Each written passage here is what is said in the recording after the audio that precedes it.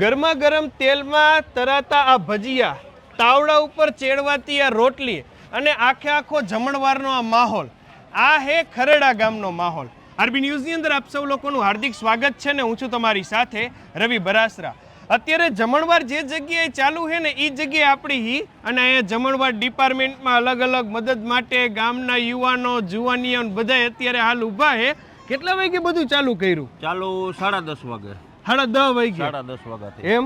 અને કેટલાક માણાનો અંદાજે? અત્યારે 5000 માણસ તો ઓછામાં ઓછા.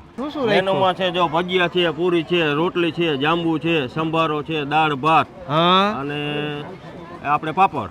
એમ ને કાઈ નો ઘટે ને? કાઈ નો ઘટે. રેડી કેવાય. લ્યો ગરમા ગરમ તાવડામાં આ બાજુ ભજીયા હોરા નીકળે. કેટલા વાગ્યા લગીનમાં બધું પચશે તઈ તો? બસ માત્ર 2 કલાકમાં 5000 માણસ જમણ દઈશું. એમ? 2 કલાક જ. 2 કલાકમાં? 2 કલાક. રહોડાનો સ્ટાફ જબરો રાખવો પડ્યો હશે ને? 250 માણસ છે. એમ? કાલ રાતે કેટલા માણસ જમવામાં હતું? કાલ રાતે 2300 માણસ. 2300 માણસ? 2300 માણસ કાલ રાતે. અને પાછું ક્યાંય ન હોય ને એવી રીતે કાલ આપણે જે ઠાકર પૈણીને આવે ને ખોખરદરથી પાછું રિટર્ન ત્યારે હામૈયા અને ત્યારે પાછું જમણવાર છે ત્યારે 1500-2000 માણસ. રેડી કેવાય. પણ એમની આવા ઠાકરના વિવાહ તમારા ગામમાં અગાઉ થયેલા? ના, થયેલા છે ઘનશ્યામગઢ અને જેતપર, પણ અત્યારે ગામ પૂરતું સીમિત હતું. બરાબર. કુગસિયા પરિવારને એટલો બધો ઉત્સાહ હતો ને કે આખા ગામની બેનું દીકરીઓ કોઈ પણ બાકી નહીં હોય એની નોતરા હે? બધાને તેડાવ્યા હતા. તે તો બાર ગામના ઈ બધા બાર ગામના અને બધા થઈને કાલ રાતે જે હતા ને એ ઓછામાં ઓછા અમારા મોરબીના 250 ઘર છે. અહીંના ખરેડાના મોરબી એક ઘર બાકી નહીં હોય આવવામાં. અને બેનું દીકરીઓ બધી.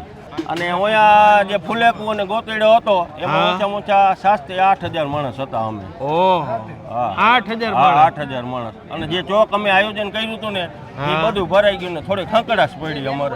હા, બરાબર છે.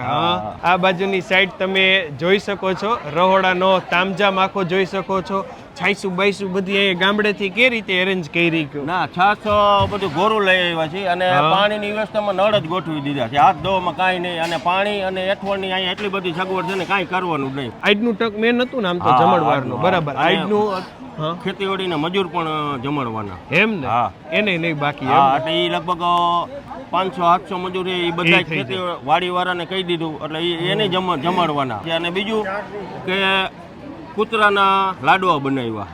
એમ? પછી કીડીયારું, પછી માછલીની જે નાની નાની ઘરે આપણે જે ગોળીઓ બનાવી અને ગૌશાળાનો ખોળ. હા, બરાબર. એક કોઈ વસ્તુ બાકી નહીં. થેન્ક યુ સો મચ અમારી સાથે જોડાવા માટે. આપનો પણ ખૂબ ખૂબ આભાર અમારી સાથે જોડાવા માટે. તમે લોકો તમારા Facebook page, YouTube channel, Instagram ઉપર અને હું હતો તમારી સાથે રવિ બરાસરા. Thank you.